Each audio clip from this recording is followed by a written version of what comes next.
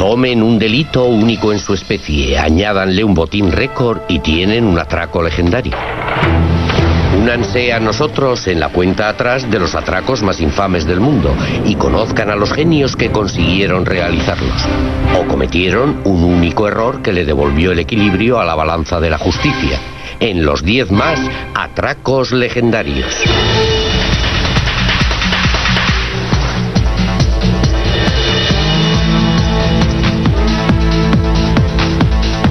Los 10 más atracos legendarios. La sociedad siempre se ha sentido fascinada por los delitos de invención y los delincuentes ingeniosos. Pregunta: ¿por qué atraca bancos? Respuesta: porque es donde está el dinero. El atracador de bancos Willie Sutton, alias el actor. En los años 70, la delincuencia alcanzó un nivel inusitado. Entre 1967 y 1972 se secuestraron 147 aviones en los Estados Unidos, pero el mundo solo recuerda uno. 10º, D.B. Cooper. El 24 de noviembre de 1971, un pasajero de Northwest Airlines que se hacía llamar Dan Cooper ocupó su asiento y se preparó para pasar a la historia literalmente. Entregó una nota escrita en el exterior de un sobre a una de las azafatas. La azafata creyó que el pasajero quería ligar con ella y se metió la nota dentro del uniforme. Entonces él abrió un maletín y le dijo: será mejor que me prestes atención. Y en el maletín había algo que parecía una bomba. La azafata examinó la nota con más atención. Decía: señorita, tengo aquí una bomba. ¿Quiere sentarse a mi lado? El atraco legendario número 10 había comenzado. Cooper tenía una serie de notas ya escritas y de vez en cuando entregaba una a la azafata en la que le indicaba lo que quería. Cooper exigía que le entregaran 2 paracaídas y 200.000 euros. $200.000 no parece mucho dinero estos días, pero en la actualidad equivaldrían a unos 800.000 euros, lo cual ya es una cantidad más respetable si pretende secuestrar un avión. La aerolínea se apresuró a complacerlo y a contactar con las autoridades antes de que el avión aterrizase en Seattle. El FBI se puso enseguida a trabajar en el caso. Reunieron el dinero y les dio tiempo para fotocopiar todos los billetes de $20, lo que les permitió conocer el número de serie de los $200.000. Posteriormente, y eso es algo que sorprendió a todos los agentes de policía, Cooper liberó a todos los pasajeros y a toda la tripulación, a excepción de los 3 hombres que ocupaban la cabina de mando y una azafata. Gracias, pero no gracias. Cooper ofreció a las azafatas unas propinas de 2.000 euros cuando se apeaban del avión. Ambas se negaron a aceptarlas. Una vez que el dinero del rescate y los paracaídas estuvieron a bordo, Cooper y el resto de la tripulación emprendieron el vuelo. Luego, con la tripulación encerrada seguramente en la bodega del avión, Cooper dio su último e increíble paso. El Boeing 727 tiene una escalerilla posterior que se acciona desde dentro de la cabina. En un momento determinado, antes de que el avión llegara a Reno, Cooper consiguió bajar la escalerilla. A partir de ahí nadie sabe lo que ocurrió. Cooper se había lanzado en paracaídas sin que nadie se diera cuenta desde una altura de 3.000 metros en la helada noche del noroeste del Pacífico para caer sobre la enorme alfombra de tierra inhóspita de abajo. Un agente de policía identificó a Dan Cooper incorrectamente como DB. El apodo sigue ahí, al contrario que Cooper. El FBI intentó seguirle la pista, pero nunca consiguió averiguar la dirección que había tomado. Ninguno de los miles de billetes de $20 que se llevó ha sido visto en circulación desde entonces. Fue como los grandes golpes que daban Robin Hood. Y la gente respondió. Me imagino que estará en alguna isla tropical paradisíaca. Probablemente estará viviendo en la Riviera. Creo que se salió con las suyas. Escapó con un buen puñado de dinero y estará en alguna isla tropical. Hay múltiples teorías sobre D.B. Cooper, sobre quién era y sobre lo que hizo con el dinero. Sin embargo, la mayoría de la gente, yo entre ellos, creemos que lo más probable es que muriera en el salto. Ahora todos los 727 llevan unos artilugios llamados interceptores Cooper que evitan que se abran las puertas de la cabina mientras el avión está volando. El cadáver de Cooper no apareció nunca, sus paracaídas tampoco, y solo se recuperaron 5.880 euros del dinero del rescate. Los encontraron cerca de la orilla del río Columbia en Washington. Es el único secuestro de un avión todavía sin resolver en los Estados Unidos. El caso de D.B. Cooper es el caso que a todo el mundo le gustaría ver resuelto, excepto quizás al público. Creo que es más divertido no saber lo que pasó.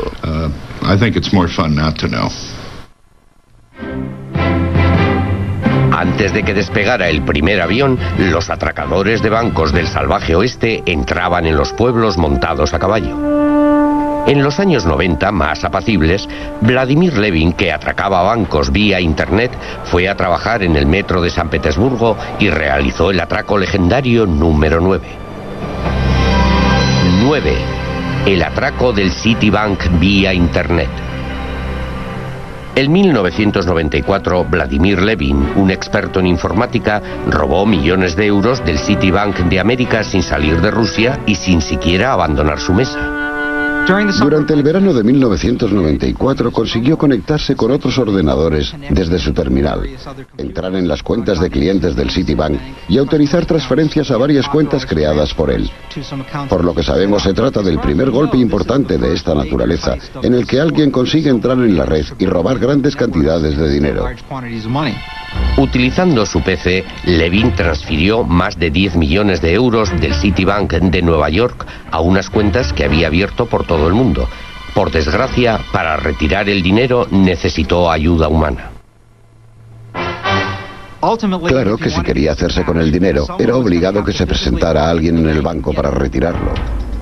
Empezaron deteniendo a los colaboradores que intentaban retirar el dinero del banco y finalmente llegaron hasta Levin. Finalmente, Levin solo estuvo 3 años en la cárcel. No fue una sentencia muy severa para el pionero de los atracos de alta tecnología. Fue una especie de aviso para navegantes que sirvió para que la gente conociera el potencial que tenían este tipo de robos. Cuando entras en Internet, el lugar geográfico desde el que operas no tiene importancia. Ahora el Citibank exige una nueva contraseña para cada transacción que realiza un cliente de la corporación. Mientras avanzamos hacia el futuro a la velocidad de bytes de sonido, es posible que los teclados sustituyan pronto a las pistolas como arma preferida de los atracadores de bancos. Si hablamos de bancos y sistemas computerizados, estos son más importantes que las cajas fuertes. La diferencia es que ahora las cámaras acorazadas están en el dormitorio de cada criminal. Nueva York también fue el sitio donde tuvo lugar el atraco legendario número 8. Pero estos ladrones no utilizaron la autopista de la información. Fueron en coche por la Quinta Avenida. 8. El robo del Hotel Pierre. En los años 70, Sammy Nellow y Bobby Comfort, especialistas en robos de joyas, eran tan conocidos por la policía de Nueva York como por los traficantes de objetos robados. Es el típico comportamiento de Robin Hood, robar a los ricos para dar a los pobres. Y en este caso, los pobres, al menos en su opinión, eran Comfort y Nellow. Durante la mañana del 2 de enero de 1972, el dúo dinámico puso en marcha el mayor plan de su carrera. Su objetivo, el Hotel Pierre. Uno de los motivos por el que eligieron el Hotel Pierre fue porque tiene cajas de seguridad permanentes para sus clientes. Emplearon mucho tiempo en vigilar el hotel hasta que conocieron el horario y los turnos de todos los empleados. Mientras observaban el Pierre, Comfort y Nellow descubrieron el elemento clave de su plan. A donde fueres, haz lo que vieres. Llegaron en una limusina que aparcó delante del hotel. Iban vestidos de smoking y un par de ellos iban vestidos como sus mayordomos. Cuando las puertas se cerraron tras aquellos huéspedes, se pusieron rápidamente manos a la obra. Nada más entrar, colocaron las esposas a los empleados. Lo tenían todo muy bien planeado, así que sabían exactamente qué empleados estaban trabajando y con cuántos tendrían que enfrentarse. Yo he sido detective durante 20 años y esos tipos son profesionales, grandes profesionales, porque para empezar se presentaron con 14 esposas y había 14 empleados. Pero también estaban 3 huéspedes. No esperaban que hubiera huéspedes, así que en ese sentido tuvieron que improvisar. Les inmovilizaron con cinta adhesiva. A continuación, los atracadores limpiaron las cajas de seguridad. Dejaron un verdadero caos detrás de ellos, pero se fueron con al menos 10 millones de euros en dinero y joyas. Y huyeron en la limusina, que como vehículo para escapar de la escena de un crimen no está nada mal. Vehículos de huida empleados en los 10 atracos más legendarios: un Boeing 727, el metro, una limusina, el furgón blindado del patrón, un Land Rover, una furgoneta, un camión, un Chevrolet Sedán, unos zapatos sensibles, balsas, un Land Rover y una motocicleta. Los ladrones y las joyas se perdieron de vista y pasaron a los libros de récords. Con 10 millones de euros se convirtió en el mayor atraco a un hotel de toda la historia. La policía consiguió recuperar en Detroit joyas por valor de 750.000 euros, pero no se recuperó ninguna joya más. Nello y Comfort fueron capturados después de que la policía reconociera el modus operandi de Bobby Comfort. El dúo negoció unas sentencias de 2 años y medio de cárcel, un mero cachete en los gemelos de diamantes de los puños de sus camisas. Tras su liberación, Comfort optó por llevar una vida recta, abrió un negocio de cambio de oro. Bobby Comfort es una especie de personaje de ficción ideal. Tenía una gran opinión de sí mismo. Le gustaba burlarse de la policía y hacerlo con estilo. Creo que la única forma en la que los escritores de novelas de misterio podemos mejorar un personaje como él es haciéndole un poco más inteligente de lo que era. Aparte de eso, es alguien sobre el que puede escribirse una novela de misterio. En el cielo, a través de Internet y por las calles del centro de Manhattan, hemos visto cómo los ladrones maestros números 10, 9 y 8 cumplían unas sentencias muy cortas por un montón de dinero. Mientras seguimos con nuestra cuenta atrás hasta el atraco legendario número 1, conoceremos a los miembros originales del Club del Millón de Euros y... Han robado un tren. Han robado un tren que transporta 2 millones.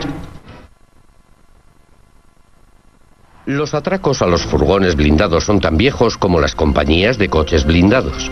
Los conductores tienen que viajar en parejas para proteger el dinero que llevan. Pero ¿qué ocurre cuando uno de los conductores sigue conduciendo?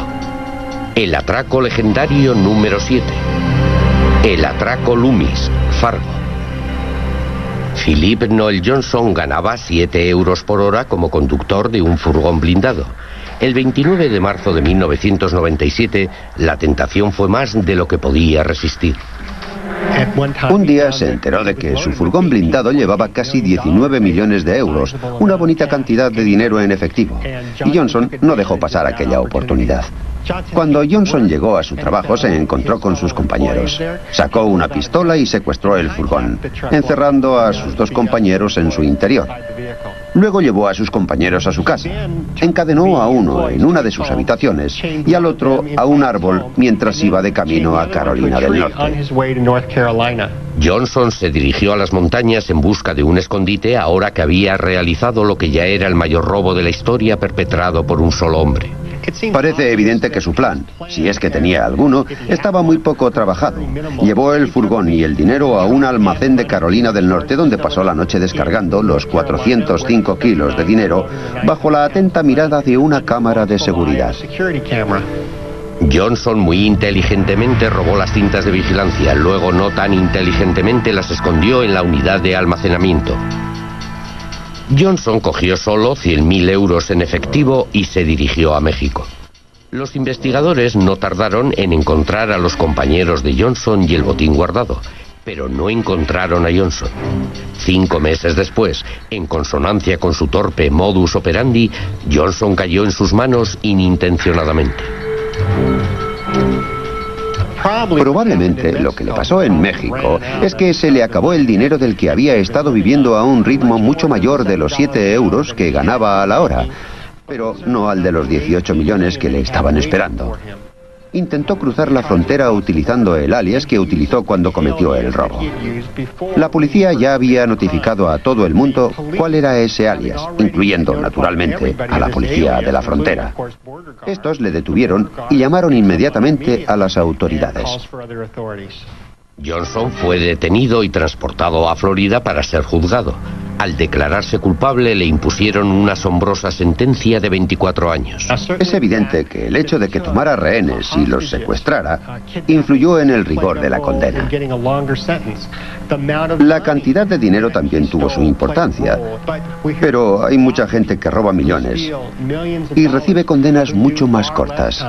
Philip Noel Johnson comparado a Michael Milken, salario 7 euros hora, 500 millones año, botín recuperado 18 millones, 400 millones, sentencia 24 años, 2 años, estado actual fabricante de matrículas, filántropo internacional. Johnson solo se consideraba culpable de haber hecho una manifestación política contra sus patrones por pagarle un sueldo tan bajo mientras ellos se hacían ricos. Es posible que él pensara que se había limitado a robarle a su patrón como otros muchos trabajadores, pero un empleado normal roba un lápiz de la oficina y él se llevó casi 19 millones de euros. Errores fatales cometidos por verdaderos delincuentes. Se metió un paquete de tinte explosivo en los pantalones, se puso el uniforme de trabajo con su nombre, utilizó el índice y el pulgar como pistola, se puso una máscara de esquiar sin agujeros para los ojos, atracó el banco en el que trabajaba como guarda, fue atracado después de atracar un banco, escribió la nota para el atraco en su propia citación. Escribió la nota para el atraco en un cheque personal.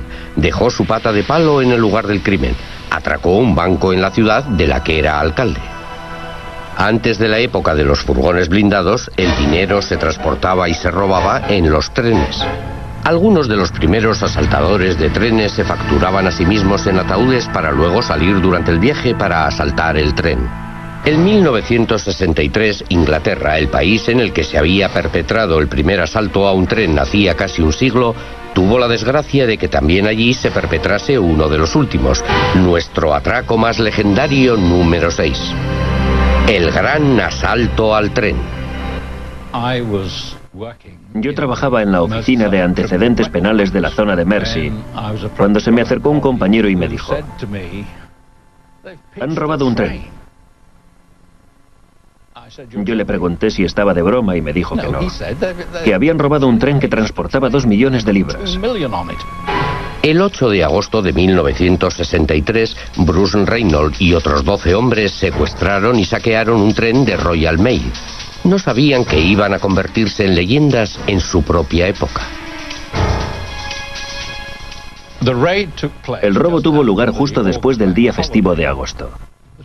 El tren viajaba de Glasgow a Londres. De alguna forma, Bruce Reynolds se enteró de que ese tren transportaba mucho dinero y reunió a un grupo de hombres que tenían trabajos tan diversos como fruteros, peluqueros y comerciantes de antigüedades. Empleos diurnos de los participantes en el gran asalto del tren: anticuario, pintor de casas, carpintero, fabricante de libros, marino, orfebre, peluquero, abogado, propietario de un club, piloto de carreras. El colaborador más importante que reclutaron fue una persona con conocimientos de las señales de ferrocarril. Necesitaban a alguien con experiencia capaz de detener un tren. El experto en trenes de Reynolds preparó las señales para que el tren de Royal Mail se detuviera inesperadamente al llegar a un semáforo en rojo, donde esperaban la banda y la historia. El compañero del maquinista bajó del tren para averiguar por qué se habían detenido. Los ladrones le tiraron por el terraplén y se subieron al tren. El maquinista debió de oponer alguna resistencia porque resultó malherido. Jack Mills, el maquinista, falleció años después por sus graves lesiones en la cabeza, pero logró testificar contra los atracadores. Los ladrones desengancharon los 2 primeros vagones en los que estaba el dinero y obligaron al maquinista herido a que los llevara a varios kilómetros de allí. Los ladrones redujeron a los 70 contables que viajaban en el tren contando el dinero y huyeron con las sacas.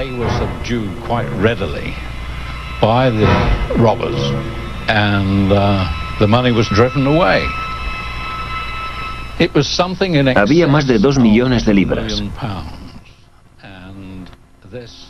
La mayor cantidad jamás robada hasta entonces.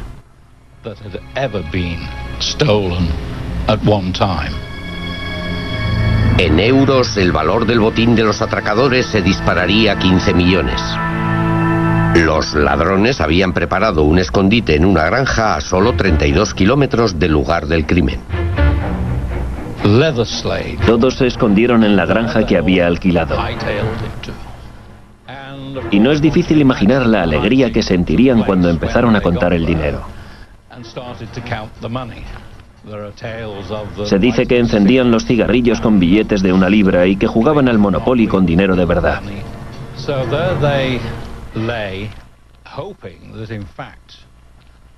Se quedaron allí esperando a que disminuyera la presión policial. Pero sin embargo la policía se concentró en la zona inmediata. Cuando los ladrones descubrieron que la policía se estaba acercando, tuvieron que levantar el campamento días antes de lo que esperaban. Abandonaron la granja a tal velocidad que dejaron un montón de pistas para la policía. Huellas dactilares en varios objetos, entre ellos en el juego del Monopoly, en botellas, vasos.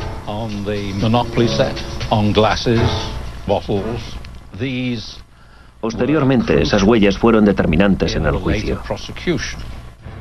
Los ya infames ladrones fueron capturados uno a uno por la policía. Los ladrones, lejos de ser héroes, no eran más que un grupo de criminales bien organizado. El Tribunal Supremo de Inglaterra opinó lo mismo. Sus sentencias de 30 años fueron las más duras de la historia por el asalto a un tren. Durante 20 años no volvió a haber otro asalto a un tren en Gran Bretaña. Poco después de haber ingresado en prisión, 2 de los ladrones se escaparon. A Charlie Wilson lo mataron a tiros en España. Pero Ronnie Biggs eludió a la policía en Australia y ahora vive en Brasil en libertad. Aquí está de nuevo el ladrón del tren. Como Biggs tuvo un hijo brasileño, la ley lo protege de la extradición. Inglaterra fue el notorio lugar donde ocurrió el atraco legendario número 6, el mayor asalto a un tren en el siglo XX. Pero en el Reino Unido también se batió otro infame récord. El mayor botín de la historia en el atraco legendario número 5. 5. El atraco a Brink's-Mat. El 5 de noviembre de 1983, 6 ladrones entraron en un almacén londinense de cargamento aéreo y un solo fallo convirtió un robo común en un atraco legendario. Se creía que el edificio Brink's-Mat, adyacente al aeropuerto Heathrow de Londres, era virtualmente inexpugnable. Contaba con un sistema de televisión por circuito cerrado que protegía la entrada. Los guardias tenían combinaciones separadas de las cerraduras de las cajas fuertes. Se consideraba que era una nuez muy difícil de cascar. El hueso más duro de roer fue el cuñado de Brian Robinson, el gángster. Tony Blake era un guarda de seguridad de Brink's-Mat y conocía los secretos para tener acceso al almacén. Después de mucho tiempo intentando convencerlo, Blake le proporcionó a la banda diagramas, una llave y el momento de entrar en el edificio. El cambio de guardas de la mañana se hacía cuando las alarmas estaban desconectadas.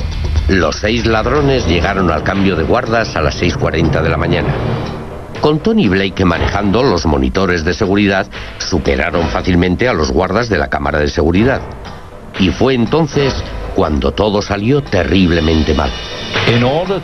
Para conseguir que los guardias les dieran las combinaciones, rociaron a uno de ellos con gasolina y le amenazaron con quemarle vivo.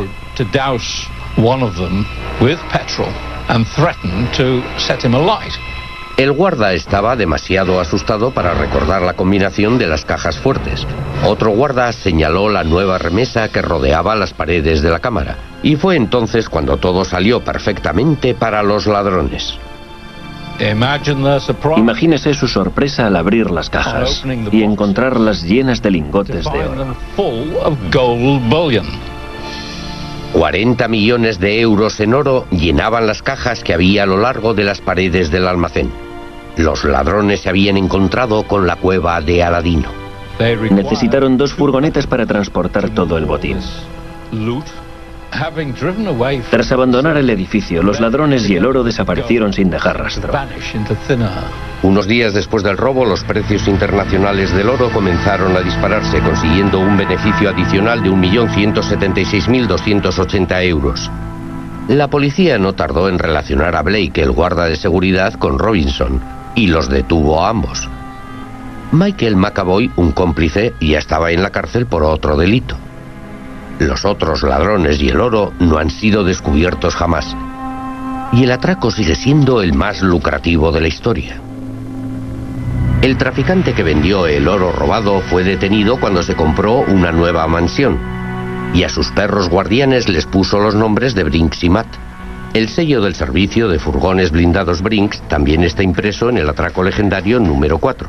Fue el crimen del siglo original, pero los criminales fueron una mayor amenaza los unos para los otros que la propia policía. 4. El trabajo de Brinks. El 17 de enero de 1950, Joseph McGuinness y su banda perpetraron lo que entonces fue el mayor atraco del mundo. Yo trabajaba en el Boston Garden, que está al final de la calle del almacén Brinks, y recibí una llamada en la que se me comunicaba que se había cometido un gran robo y que debía reunir a un grupo de detectives y enviarlos al lugar de los hechos, cosa que hice inmediatamente. La policía de Boston encontró al personal del almacén de Brinks atado y amordazado, y de la jaula de recuento faltaba 1 millón de euros que batía el récord mundial.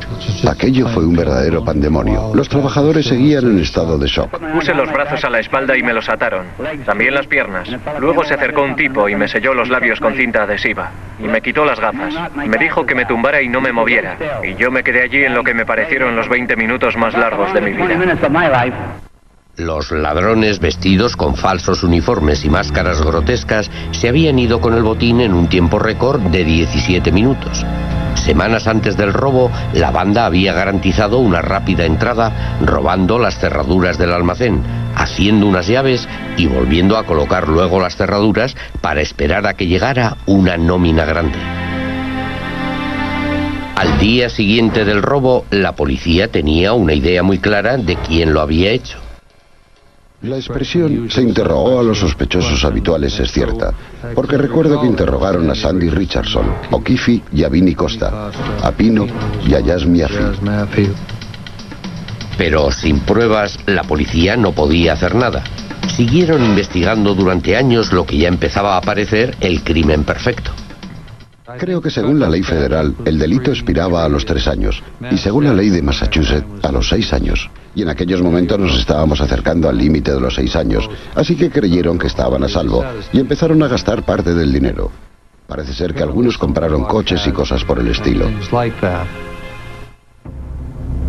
Pero cuando Gafas O'Keefe fue detenido por otro delito, la policía tuvo suerte y la banda se asustó.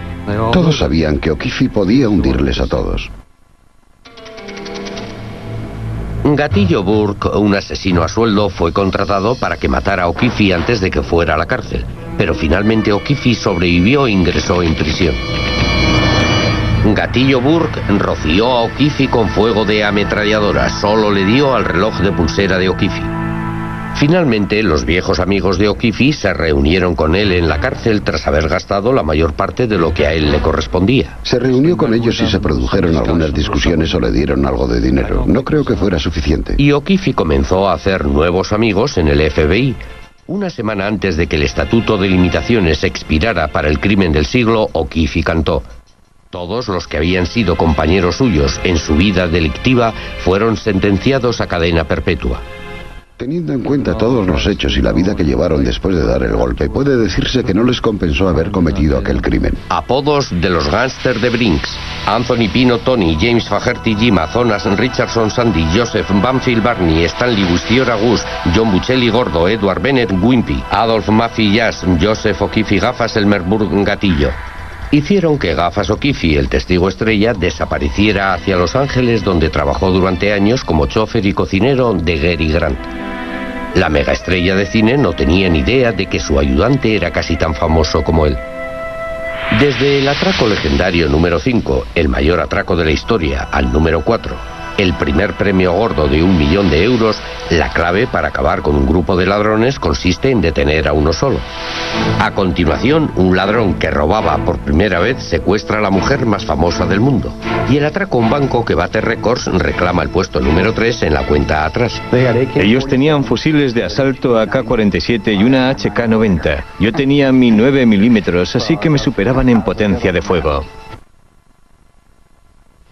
Los Ángeles, California, es la capital mundial de los atracos a bancos, con más de 20.000 atracos durante los 20 últimos años. 64 atracos fueron cometidos por Edwin Dodson, el récord de los Estados Unidos. Dodson atracó 6 bancos en un solo día. En 1997, 2 atracadores de bancos con carrera de Los Ángeles cambiaron la tradicional nota del atraco por armas de asalto automáticas. Y nadie, ni siquiera la policía, tuvo la artillería necesaria para detenerlos. Un agente necesita ayuda, le han disparado. Un agente necesita ayuda. 15L40 solicita ayuda. 15L40, ¿cuál es su posición? Estoy en el banco. 3. El tiroteo del Banco de América. A las 9:17 del 28 de febrero de 1997, 2 pistoleros enmascarados y armados entraron en el Banco de América del Norte de Hollywood, dejando atrás a 2 asombrados agentes. Los sospechosos están en el interior del banco. Hay 2 o 3 sospechosos en el interior, posiblemente armados con rifles de asalto AK-47. Llevan pasamontañas y ropa oscura. Segundos después de llegar empecé a oír disparos de armas automáticas procedentes del interior del banco. Fue impactante.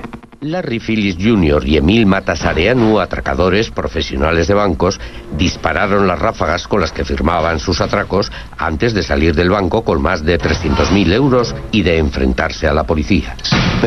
Empezaron a disparar con sus armas automáticas, abrieron fuego de cobertura en forma de semicírculo y nos obligaron a ponernos a cubierto. Llevaban rifles de asalto AK-47 que habían convertido en armas totalmente automáticas, y también tenían una HK-90, un arma muy poderosa y eficaz, y miles de municiones de repuesto. Yo llevaba mi 9 milímetros, me superaban en potencia de fuego. Cuando los primeros agentes se apresuraban en llegar al lugar del crimen, se encontraron con unas transmisiones radiofónicas que nunca olvidarán. Han derribado a un agente. ¡A más de uno! ¡A más de uno! Han derribado a más de un agente. ¡Me han dado! Nada más llegar me enteré de que habían alcanzado a algunos agentes. Gritaban las noticias por la radio. Me parecía muy extraño oír disparos de armas automáticas en una zona residencial. Era una situación muy surrealista. Mis hombres tenían una regla oficiosa, por decirlo así. Nadie se muere bajo mi mando. Es cierto que pensé que aquel día podía morir no un agente, sino varios. El combate estuvo a punto de terminar pronto, cuando los atracadores consiguieron abrirse paso a tiros hasta su coche. Aquel tío no se limitó a subir al coche, disparó contra todo lo que veía, disparó contra el helicóptero, contra todo lo que se movía. Creo que se sentía invencible. Mientras la artillería de Philippe superaba a todo un cuerpo de policía, los agentes hicieron un turbador descubrimiento. No podemos derribarle. Lleva un chaleco antibalas. El sospechoso lleva chaleco antibalas. Los agentes le están disparando, pero no pueden derribarle. Cuando le vi por primera vez y me tropecé con él, él no sabía que yo estaba allí. Intenté aprovecharme de su confusión e intenté detenerle. Él ni se inmutó. Mientras las cámaras de los helicópteros captaban el tiroteo en directo, llegaban más agentes a ayudar a la policía del norte de Hollywood. La gente venía de todas partes para ayudarnos. Nunca había visto trabajar tan bien en equipo y con tanta camaradería como en aquella ocasión. Un agente de policía de Los Ángeles de vacaciones vio las noticias, cogió un avión y regresó a casa, demasiado tarde para ayudar en la batalla. Irónicamente, fue la propia pistola de Philippe la que acabó con la vida del ladrón.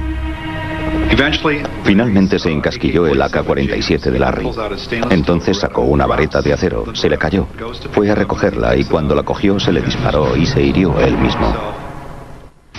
El ladrón superviviente no logró hacerse con otro coche y luego entabló un tiroteo con la policía hasta que el fuego de un grupo de asalto puso fin a la batalla. El Departamento de Policía de Los Ángeles había ganado en la calle y en la comunidad.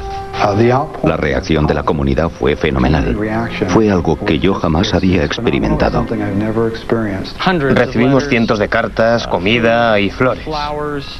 Vieron que nos enfrentamos a un enemigo mejor armado y no nos rendimos. El atraco al Banco de América batió otro impactante récord de violencia y potencia de fuego en un atraco a un banco americano. En el tiroteo participaron 32 de los 350 agentes presentes en el lugar del crimen. 10 agentes y 7 civiles resultaron heridos. Solo los 2 atracadores fallecieron. El robo batió otro récord cuando les fueron entregadas 10 medallas al valor a los agentes de policía que intervinieron en el incidente. Fui condecorado. Sé que dicen que expuse mi vida cuando los ladrones dispararon contra los ciudadanos, pero el 99% de los agentes hubiera hecho lo mismo que yo. Nadie dio un paso atrás a pesar de las armas que llevaban los ladrones. Todos los que estuvieron allí fueron unos héroes. Ganaron los buenos. Y los buenos siempre ganan. A veces sufren bajas, pero ganan. El día que la fuerza de voluntad venció a la fuerza de las armas. En 1990, en el mayor robo de arte irresoluto de la historia, 2 ladrones armados se vistieron de agentes de policía y en el Museo Isabella Stewart Gardner de Boston robaron más de 200 millones de euros en cuadros. Pero en el atraco legendario número 2 no se utilizaron armas. El ladrón simplemente entró en el Louvre y salió con la mujer más famosa del mundo. 2. El robo de la Mona Lisa. El robo de la Mona Lisa hubiera entrado sin duda en la lista de los 10 robos más importantes del siglo y quizá de todos los tiempos. La leyenda arranca en París a principios de la década de 1900. El Louvre estaba lleno de obreros que estaban protegiendo sus tesoros en nuevas vitrinas de cristal. El 21 de agosto de 1911, Vincent Perusia, un ex trabajador temporal del Louvre, acompañado por 2 cómplices, retiró el cristal que protegía la Mona Lisa. Sacó el lienzo y tras esconderlo debajo de la ropa de trabajador que llevaba, salió del museo con la pintura. Chiste popular sobre el robo de la Mona Lisa en París en 1911. Oye, voy a ir al Louvre, ¿quieres algo? Increíblemente, al principio en el museo ni siquiera notaron la falta del cuadro. Era una época de mudanza, las cosas estaban cambiando de sitio. Los inspectores franceses no lograron encontrar una sola pista sobre la desaparición de la Mona Lisa. Uno de los primeros sospechosos fue un joven pintor llamado Pablo Picasso, que una vez había comprado unas estatuillas robadas del museo. Para Perusia, la única cosa más fácil que robar la Mona Lisa era esconderla. La pintura desapareció durante 2 años. Posteriormente se supo que Perusia había guardado el cuadro en un baúl debajo de su cama. Algunos historiadores creen que un timador encargó el robo para poder vender Mona Lisas falsas a coleccionistas privados. 2 años después del robo, Perusia regresó a su nativa Italia y se llevó la Mona Lisa. Perusia, tras llevar el cuadro a Italia, intentó donarlo o venderlo a la Galería Uffizi de Florencia. El atónito representante de la Galería Uffizi recobró el sentido y luego cobró la recompensa por entregar a Perusia. Pero el sentimiento del público estaba al lado del patriótico ladrón de arte. Y también el del juez que lo sentenció. Finalmente cumplió menos de 1 año en la cárcel. No puede considerarse una gran condena para el que es uno de los robos de arte más importantes de este siglo. Los atracos legendarios número 2 y 3 asombraron a una nación y también al mundo por lo que se llevaron los ladrones y cómo se lo llevaron. El atraco legendario número 1 combina esos 2 elementos y añade un toque propio para dejarnos boquiabiertos. Los atracos más famosos del mundo ocurrieron en los lugares más famosos del mundo, incluida la Riviera Francesa, donde tuvo lugar el atraco legendario número 1. 1. Fric-frac. Fric-frac significa atraco sofisticado en el argot francés.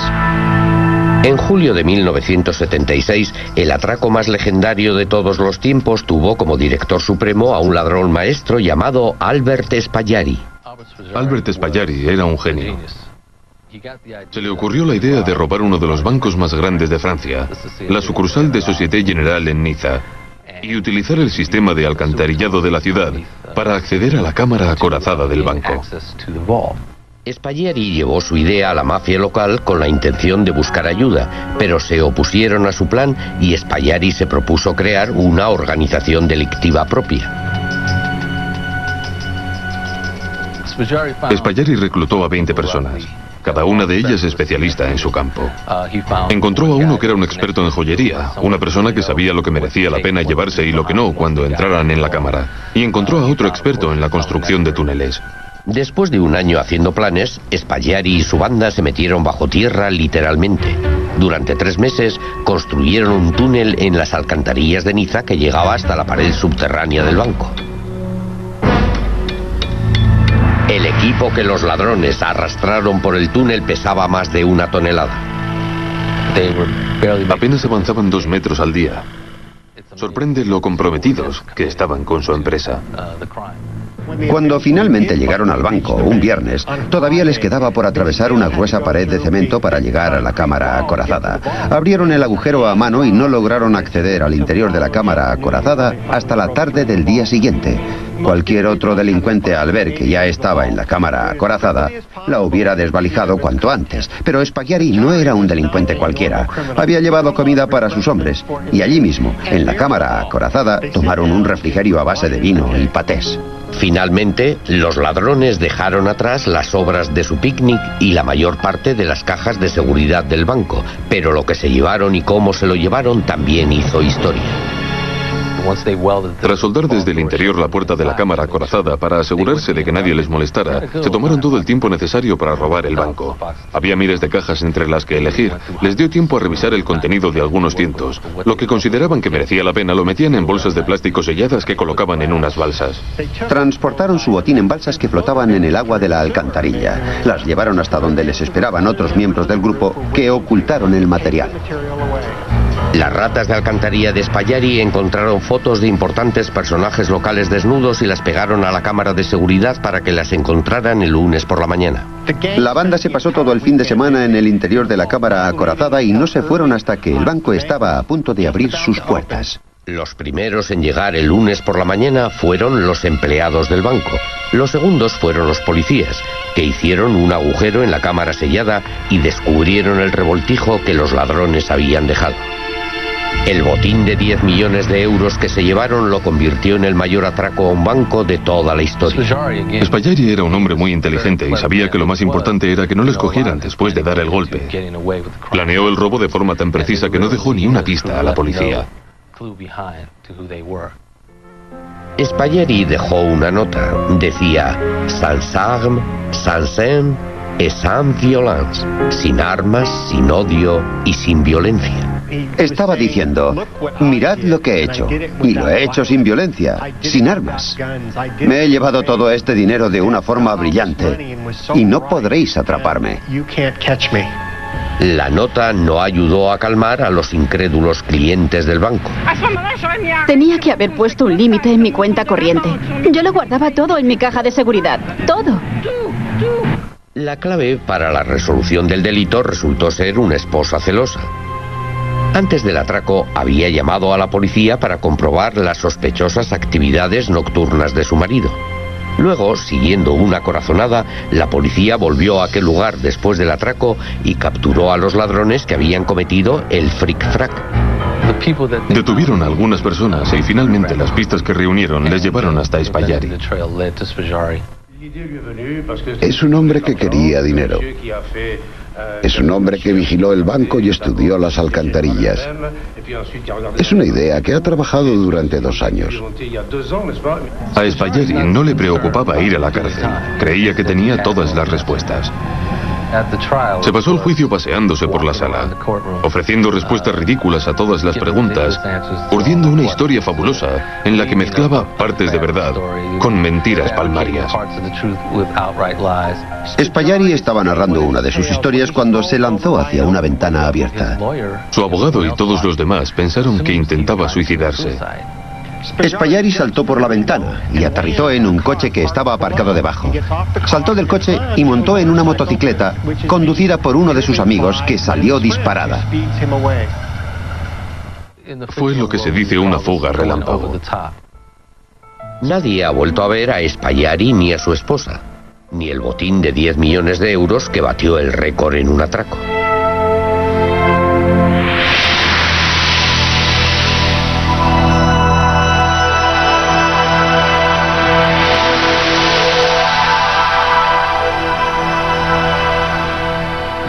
El botín que se llevó Spallari ha sido la mayor cantidad de dinero robada a un banco. Para conseguirlo tuvo que reunir una banda de 20 personas. Spallari logró escapar igual que Cooper escapó de su famoso robo aéreo. Esta no es solo la materia de la que están hechas las leyendas, es la materia de la que están hechas las películas. Y Spallari lo consiguió sin que le grabasen ninguna cámara. Desde los cielos de Seattle a las alcantarillas de Niza, estos son los 10 atracos más legendarios de todos los tiempos. Estos legendarios atracos plantean una pregunta crítica. ¿Es rentable ser un delincuente? ¿Que si el delito tiene recompensa? Es cuestión de perspectiva. Los delincuentes supongo que piensan que merece la pena cometer un delito. De lo contrario, no serían delincuentes. Por lo que he visto, creo que a la larga el delito no tiene recompensa. Nunca estarás tranquilo, vivirás con temor. ¿Que si merece la pena? ¿Merece la pena si te pillan y tienes que pasar el resto de tu vida en la cárcel?